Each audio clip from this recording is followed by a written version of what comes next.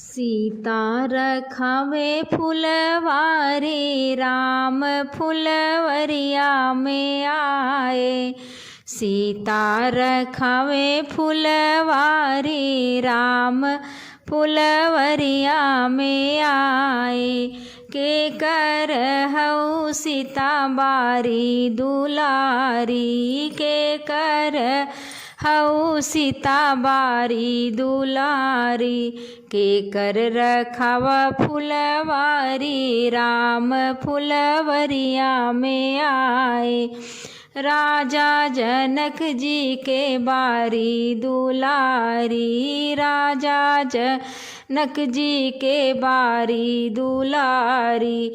ऋषि मुनि रखाई फुलवारी राम फुलवरिया में आए।